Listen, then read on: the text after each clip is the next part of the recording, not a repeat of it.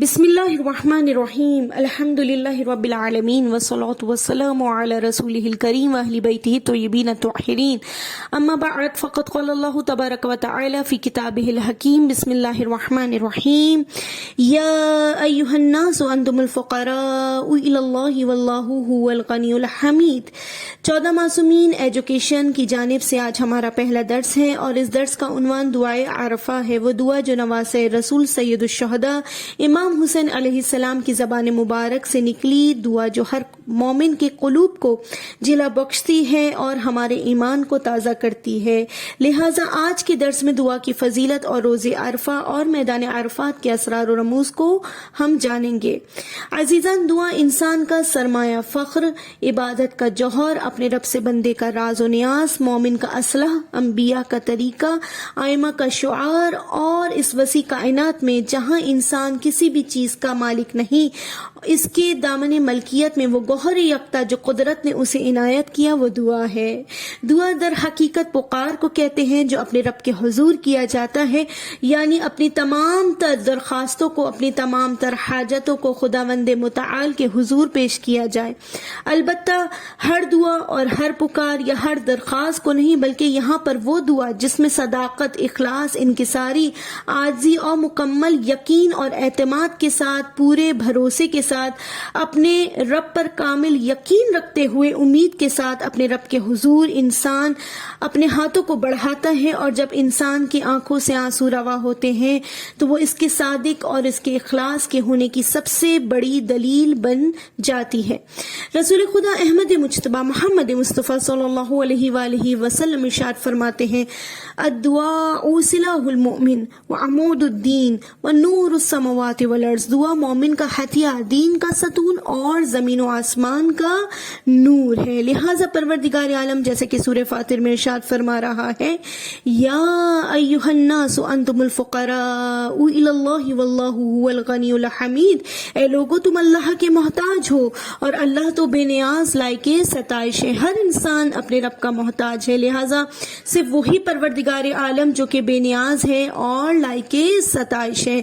इंसान अपने रब की तरफ उस वक्त रुजू करता है जब उसे कोई मुश्किल और सख्तियां पेश आती हैं, जैसा कि सूरह ज़मर में परवरदिगार आलम इरशाद फरमाता है कि जब इंसान को कोई तकलीफ पहुंचती है तो अपने रब की तरफ रुजू करके उसे पुकारता है। ये इंसान की फितरत का सबसे बड़ा आईना है।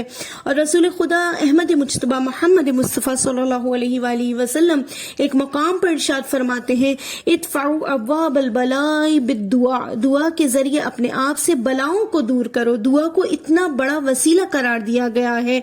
इमाम मासूम अलैहिस्सलाम दुआ के मुतालिक इरशाद फरमाते हैं कि दुआ के अंदर ही परवरदिगार आलम ने इजाबत को रखा है, कबूलियत को करार दिया है। बिल्कुल उसी तरह बादलों का होना बारिश के होने की अलामत बनता है। जब इंसान बादलों को देखता है, गहरे गहरे बादल आते हैं तो वो समझ जाता है कि अब बरसेंगे। इसी तरीके से जब इंसान दुआ मांगता है तो ये यकीन हो कि उसी के अंदर अल्लाह ने इजाबत को रखा हुआ है। हो ही नहीं सकता कि वो दुआ रद्द हो। मौला कायनात अली इब्न अबी तालिब अलैहिस्सलाम फरमाते हैं कि जो खुदा से दुआ करता है परवरदिगार आलम उसे कबूल करता है।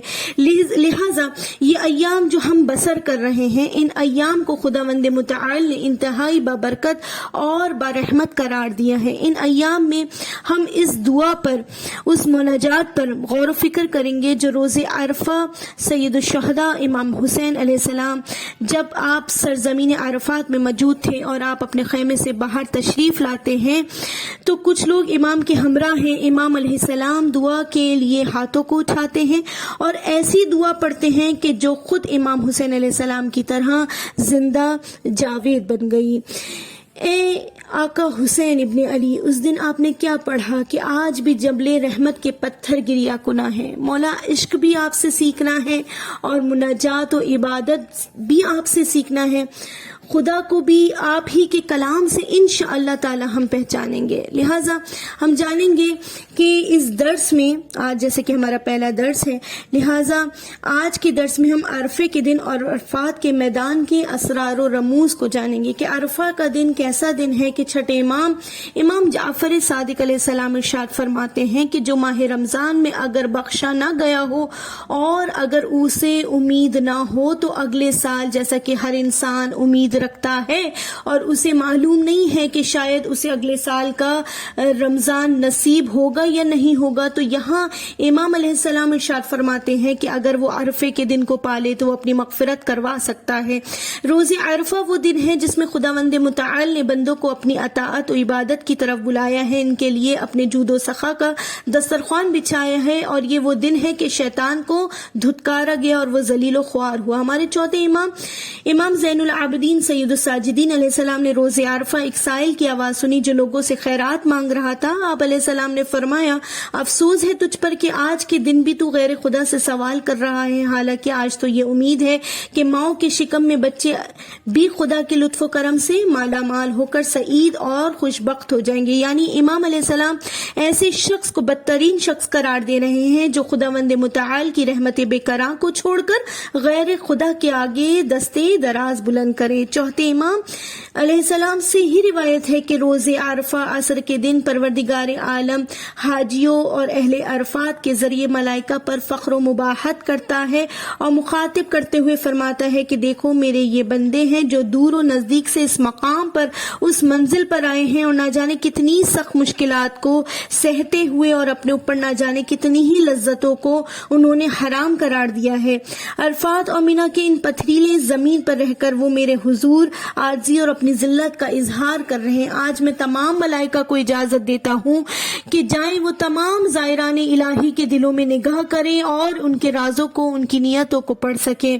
پھر امام علیہ السلام فرماتے ہیں، اس مقام پر داخل ہونے سے پہلے آگاہ رہو کہ یہ سرزمین شہادت ہے، یہ سرزمین معرفت ہے، یہ سرزمین عرفان ہے۔ جس طرح خدا شاہد ہے، جس طرح ملائکہ شاہد ہے، گواہ ہیں ہمارے اور آپ کے اعمال کے، بالکل اسی طرح عزیزان یہ زمین بھی گواہ بن جاتی ہے۔ تو عرفات عرفے کی جمع ہے اور عرفہ پہاڑ اور بلندی کو کہتے ہیں۔ میدان عرفات اگرچہ ظاہری اعتبار سے ایک بیابان ہے لیکن باطنی اعتبار سے خداوند متعال کے مہمانوں کے لیے مہمان خانہ ہے کہ جس میں مہمانوں کی خاطر تواضع کی جاتی ہے۔ میدان عرفات ایک حاجی کو، ایک زائر الہی کو عارف بناتا ہے۔ امام زین العابدین سید الساجدین کے کلام میں ہے کہ وقوف عرفات کا راز یہ ہے کہ انسان معارف اور علوم الہی سے آگاہ ہو جاتا ہے۔ 9 ذی الحج کو ظہر سے لے کر غروب آفتاب تک تمام حجاج کرام اسی مقام پر وقوف کرتے ہیں اور دعا اور مناجات میں مصروف رہتے ہیں تاکہ خدا ان پر رحمت برسائے۔ یہ مختصر سا وقوف انسان کو یہ سوچنے پر مجبور کر دیتا ہے کہ انسان کا قیام دنیا میں بہت مختصر ہے، لہٰذا وہ پروردگار عالم خداوند متعال کے ان تمام قدرت اور طاقت کو اور اس کی منزلت کو حاصل کرتا ہے اور اپنی تخلیق کے اہداف کو پا لیتا ہے، اور اس کے ساتھ جب اپنے آپ کو خدائے وحدہ لا شریک کے آگے جھکا دیتا ہے تو پروردگار عالم یہاں پر ہمیں اور آپ کو بتاتا ہے کہ میں ہی بے نیاز ہوں اور میرے ہی آگے ہر انسان دستے دراز کر سکتا ہے۔ آئیے عزیزان، تزکیہ نفس کے لیے ہم دعا کا سہارا لیتے ہیں اور گناہوں کی مغفرت